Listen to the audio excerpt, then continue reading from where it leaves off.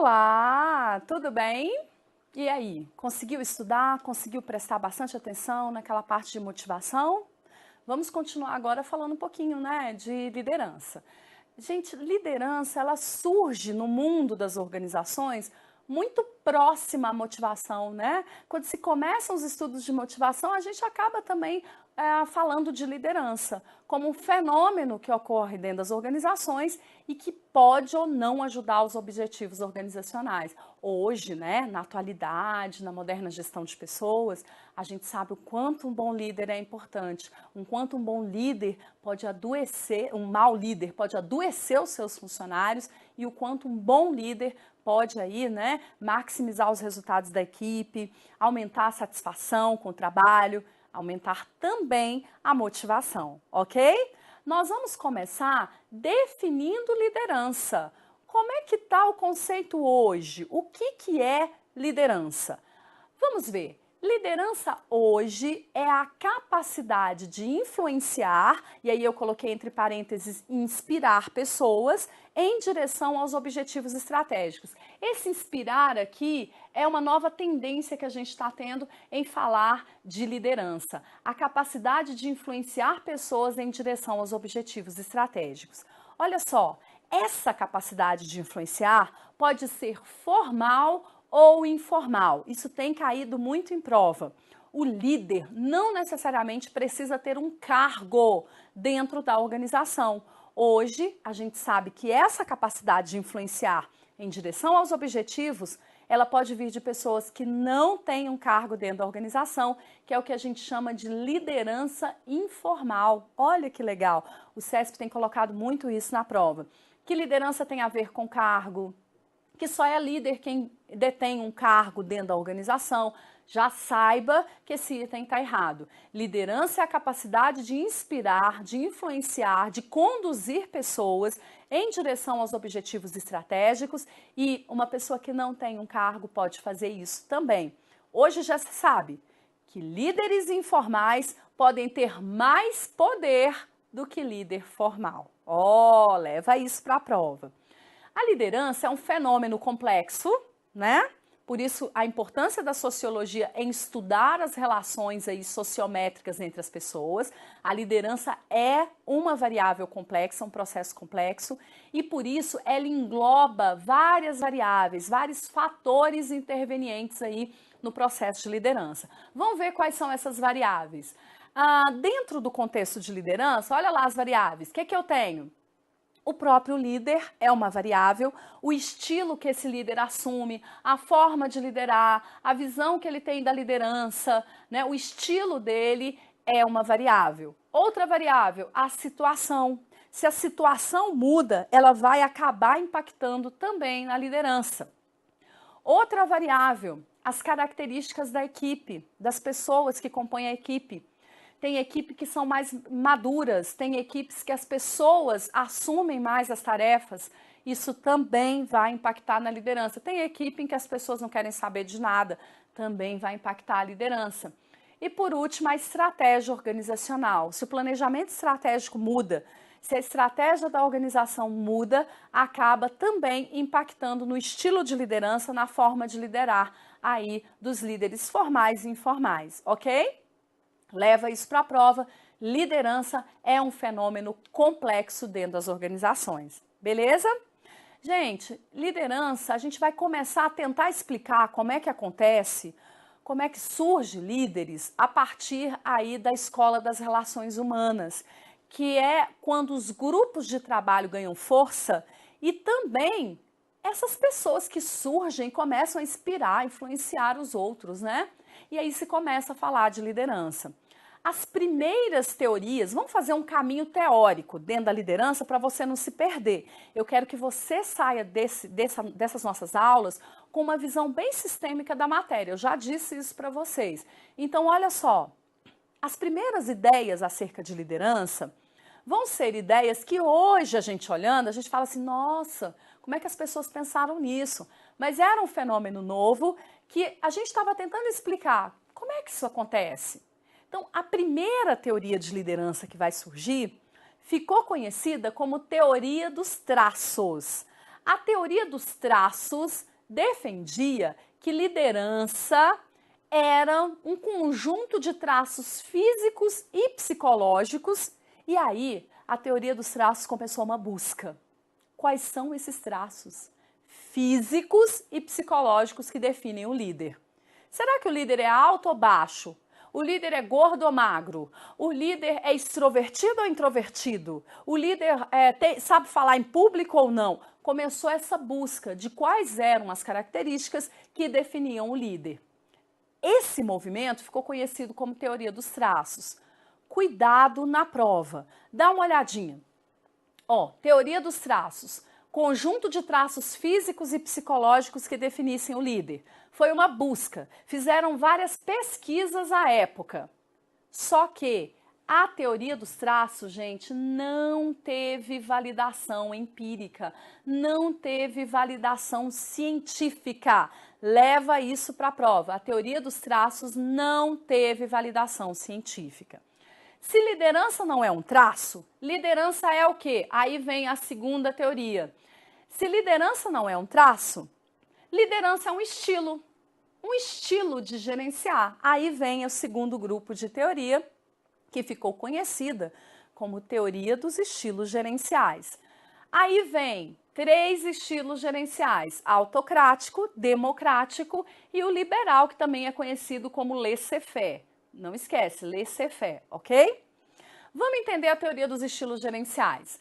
A teoria dos traços não teve validação científica, fizeram pesquisa, viram que não tinha nada a ver com traço, que liderança não é um traço físico nem psicológico, que o líder, ele tem outras coisas que o caracteriza. E aí, fizeram novas pesquisas e descobriram que o que caracteriza o líder é o estilo dele em gerenciar.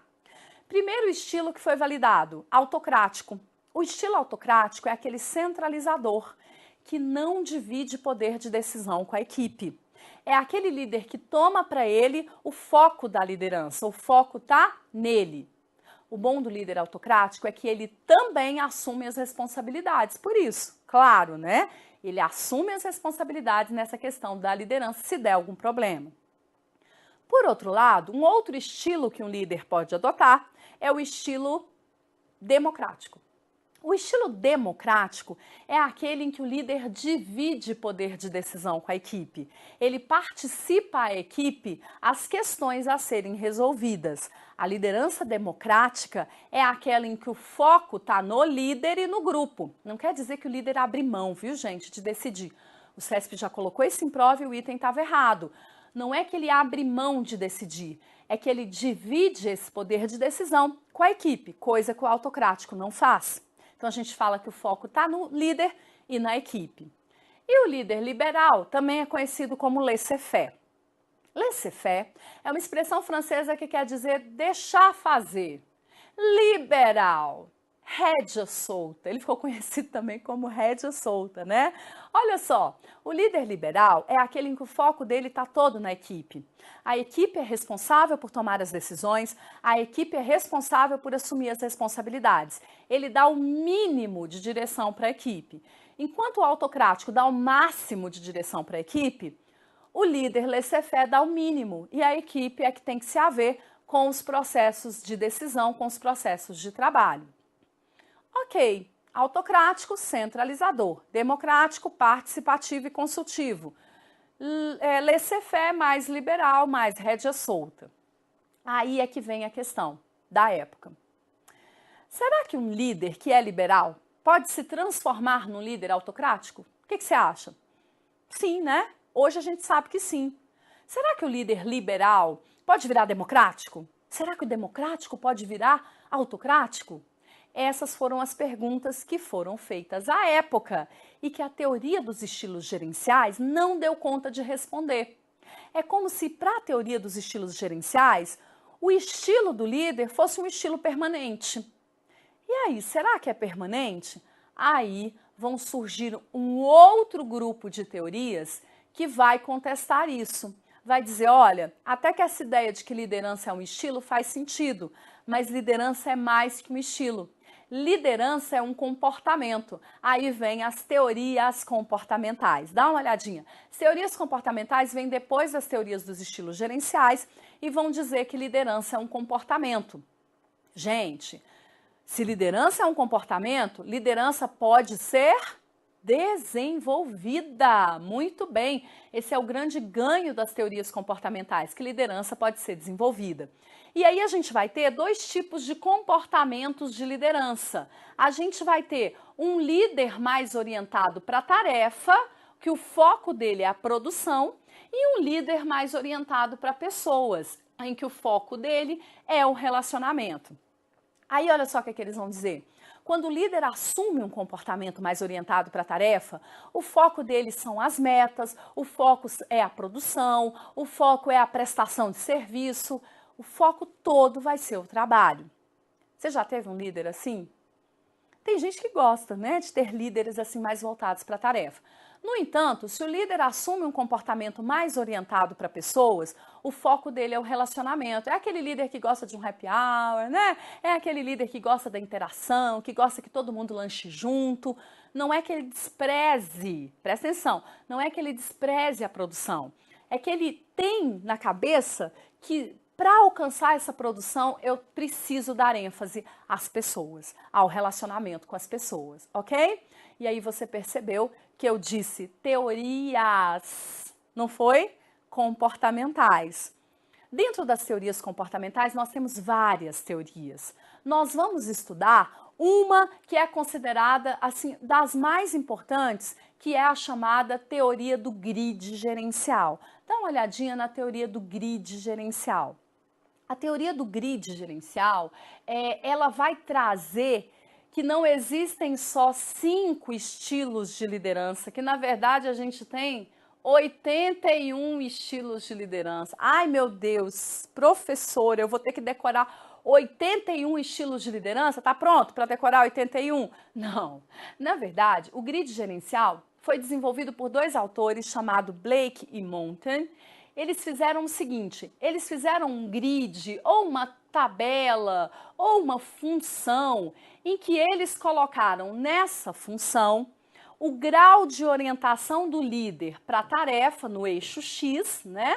O grau de orientação do líder para a tarefa e o grau de orientação do líder para as pessoas no eixo Y. Aqui, ó, no eixo Y, eles colocaram o grau em que esse líder é orientado para as pessoas ou para o relacionamento com essas pessoas.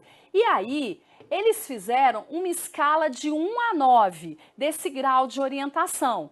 E aí, 9 vezes 9 dá 81. Nessa tabela, nós vamos ter 81 estilos de liderança. Mas, na verdade, a gente só vai estudar os extremos dessa tabela, né? Não vamos estudar aí 81 estilos. Vamos estudar os extremos e o meio termo, que é o que mais importa. E aí nós vamos ter 5 estilos gerenciais.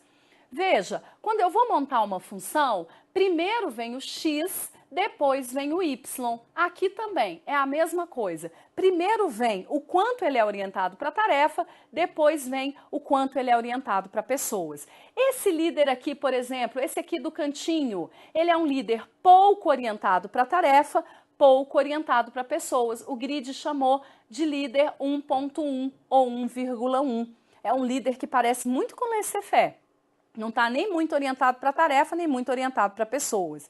Esse aqui, ó, por outro lado, que está nesse outro extremo, percebe que ele já é bem orientado para a tarefa? Ele já está bem lá no outro ponto, mas ele é pouco orientado para pessoas. Então, esse aqui vai receber o nome de 9, porque ele é muito orientado para a tarefa, ponto 1, porque ele é pouco orientado para pessoas. E primeiro vem o X, depois vem o Y. Esse aqui de cima, ó, esse aqui você percebe que ele é muito orientado para pessoas e pouco orientado para a tarefa. Então, primeiro vem o X, primeiro 1, depois o 9, é o famoso líder 1.9. E esse aqui do meio termo? É o meio termo, né? Se é meio termo, 5.5, ok? Ele é medianamente orientado para a tarefa, medianamente orientado para as pessoas. E esse aqui do canto de cima, né? O que a gente vai ter aqui? Um líder que é muito orientado para a tarefa e um líder que é muito orientado para pessoas. Olha aí o grid gerencial. Pergunta de prova para você. Qual que é o melhor estilo? Esse estilo 5.5 ou esse estilo 9.9? Aí você na prova fala assim, eu acho que é o equilíbrio, é o 5.5. Errado. Esse aqui vai ser considerado o líder ideal. A ideia é, se liderança é um comportamento, a liderança pode ser alterada, pode ser desenvolvida. A ideia do grid é, não importa em que ponto você está, a liderança ideal, que é a 9.9, pode ser desenvolvida. Para você ver bonitinho o grid, né? E não essa bagunça aí que eu desenhei, olha só que bonitinho. Preocupação com as pessoas no eixo Y, preocupação com a produção. Aí a gente tem o líder 1.1, que é uma liderança mais empobrecida. A gente vê o líder 9.1, que é uma liderança mais voltada para a autoridade. Aqui o líder 5.5 é chamado de homem da organização ou meio termo, porque ele se apoia muito em regras. Aí eu tenho o líder 1.9, chamado de clube de campo ou clube campestre, muito voltado para a interação, né, para estar com as pessoas. E o líder 9.9, que é o nosso estilo ideal de liderança, que é o líder chamado de líder equipe. O que eu quero que você grave do grid? Não importa em que ponto do grid eu estou. Qualquer pessoa pode alterar o seu comportamento e se tornar um líder 9.9, que é o líder muito focado na produção, mas que também não esquece das pessoas, que também tem o foco aí nas pessoas. É isso que eu quero que você grave do grid. Tem que gravar os nomezinhos também? É importante. Algumas bancas cobram isso e o CESP também às vezes coloca isso em prova. Mas o mais importante que o CESP tem cobrado da liderança do grid gerencial é essa ideia de que há uma liderança ideal, que essa liderança ideal é a 9.9 e tem que ser buscada pelos gestores, pelos líderes nas organizações. E aí é que vem a pergunta, será que o líder 9.9 realmente é o melhor para qualquer situação, gente? Será que o líder 9.9 dá conta de todas as contingências dentro da organização? Será que o líder 1.1 não pode ser um bom líder em alguma situação? Será que o líder 5.5 não pode ser ideal para o serviço público, por exemplo?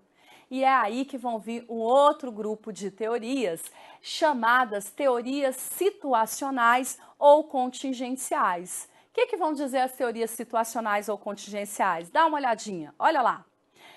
Defendem que o líder deve mudar seu estilo de liderança de acordo com as contingências da situação e com as características do grupo. Opa, primeira coisa que você tem que gravar então, hein? Para as teorias situacionais ou contingenciais, não existe um estilo de liderança adequado. Embora a teoria situacional não se contraponha às teorias comportamentais com relação a comportamento, liderança é um comportamento, nas teorias situacionais também. Liderança é um comportamento, liderança pode ser desenvolvida, tudo isso ela traz da teoria comportamental. Só que quando chega aqui ela fala, mas tem uma diferença. Não é o líder 9.9 o líder ideal. Não existe estilo ideal de liderança. O estilo ideal é aquele que se adapta à situação e às características do grupo. Se eu tenho um grupo que é muito imaturo, um grupo que não tem capacidade de tomar decisão sozinho ainda, eu vou ter que ter um estilo de liderança mais diretivo. Se eu tenho um grupo que já é mais maduro, que toma iniciativa, que sabe fazer a tarefa, eu posso adotar um estilo mais laissez-faire e pode dar certo. Aquele estilo 1.1 que o grid gerencial considera empobrecido, aqui na teoria situacional pode ser um bom estilo de liderança. Depende da situação e da característica do grupo. Que situação, por exemplo? Às vezes a empresa está numa situação de crise. Se a empresa está numa situação de crise, é importante adotar-se um estilo mais voltado, né, para direcionamento, um estilo mais voltado para o controle. Agora, se a empresa está numa situação de calmaria, ela é líder de mercado, ela está cheia de produtos, ela está cheia de metas, aí eu posso adotar um estilo mais democrático, mais laissez-faire, vai depender da situação. O que o CESP vem cobrando em prova? Vem cobrando as diferenças entre a teoria situacional e comportamental e as semelhanças também. Depende do item. Tem item que vai cobrar o que elas têm em comum. O que elas têm em comum? Liderança é um comportamento e pode ser desenvolvido, ok? O que elas têm de diferente? Para a teoria comportamental existe um estilo ideal. No CESP se coloca muito estilo ótimo de liderança. Já aqui, nas teorias situacionais, eu não tenho o estilo ideal. O estilo ideal é aquele que se adapta melhor às características do grupo e à situação. Beleza? Tranquilo? Para o objetivo da nossa prova, você precisa saber essa diferença, ok? E aí, a gente chega no momento de estudar algumas teorias mais modernas. Esse foi o caminho teórico que a liderança fez até chegar no que a gente vê hoje, que são essas variáveis do líder, do grupo, da situação, né? De que liderança pode ser desenvolvida, de que liderança hoje não é um traço, é uma competência. Cuidado, hein? Leva isso para a prova. Liderança não é um traço, liderança é uma competência.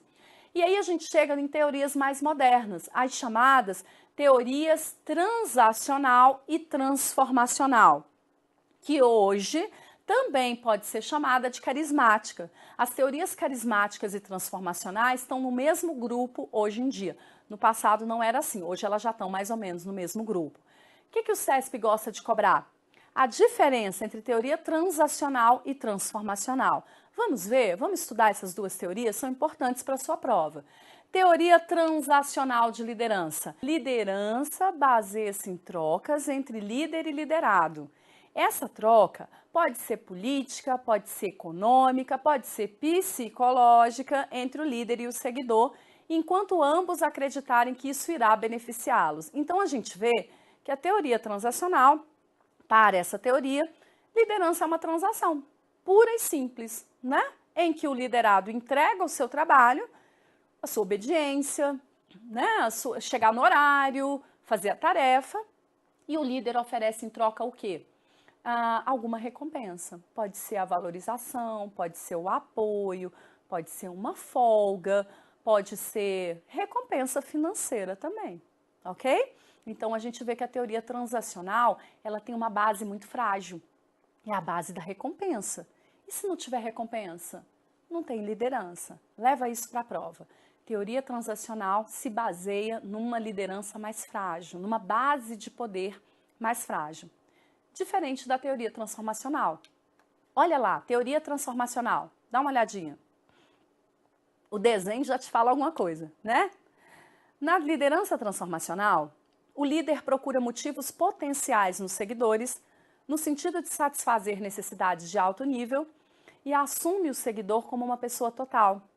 Na liderança transformacional, há uma consideração individualizada, há uma atenção pessoal do líder. O líder trata cada empregado individualmente, treina, aconselha pessoalmente cada funcionário. O líder está mais atento, ele está mais próximo, né?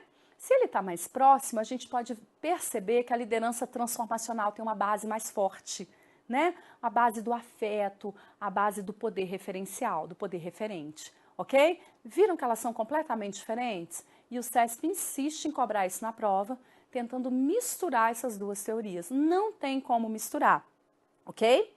Uma outra coisa que eu queria chamar muita atenção de vocês é que a teoria transformacional hoje, ela é considerada muito próxima da teoria carismática. Vamos dar uma olhadinha na teoria carismática. Olha o que ela diz, se não é muito próximo. Hoje já são consideradas quase que a mesma teoria, ok? Olha o que diz a teoria carismática. O líder da teoria carismática é aquele que promove revoluções, que renova paradigma, que evoca sonhos, que é visto como um agente de mudança porque conduz. Olha se não é parecido com a teoria transformacional, de conduzir pessoalmente, de treinar, de apoiar. Conduz seus seguidores a transcender interesses pessoais na realização de determinada ação em prol do sucesso do grupo. A ligação entre o líder e o liderado no processo carismático é forte, é emocional, carregada pelo conteúdo moral da missão, tem a ver com crenças que conduzem os liderados à participação, tendo exclusivamente como recompensa a realização da missão da organização ou a tentativa de realizá-la. Veja como a base é forte. A recompensa aqui é emocional, a recompensa é de caráter mais moral, de envolver os seguidores. Eu acho que é da teoria carismática que vem essa ideia de vestir a camisa. A gente não fala, o funcionário que é comprometido, vestiu a camisa da organização, está comprometido, tem visão, tem missão. É isso que trata a teoria carismática, muito próxima da transformacional. O CESP já nos indicou que vê assim, porque ele cobrou numa prova que a teoria carismática e transformacional cobrou como sinônimo. Para a teoria carismática ou transformacional, o líder é aquele que apoia seus seguidores. Certíssimo, ok? Então a gente vê que essa é a tendência. Pessoal, que beleza! Nós vimos N teorias de liderança. Você viu que tem um caminho lógico na evolução dessas teorias, né? A gente começou lá na teoria dos traços, que não teve validação empírica. A gente viu que liderança é uma competência técnica e interpessoal que deve ser desenvolvida pelo gestor, né? Pelo líder formal e informal. E nós vimos aí o caminho que as teorias fizeram até chegar no que a gente tem hoje. O que a gente tem hoje? Existem líderes formais e informais e que a liderança é essencial para o alcance dos objetivos estratégicos, para a melhoria do clima organizacional e para a união aí do grupo, ok? Espero que você tenha gostado, mantenha foco nos estudos e no nosso último bloco do tema, que é noções de psicologia e sociologia, nós vamos estudar os grupos de trabalho, ok? Bons estudos e até o próximo bloco.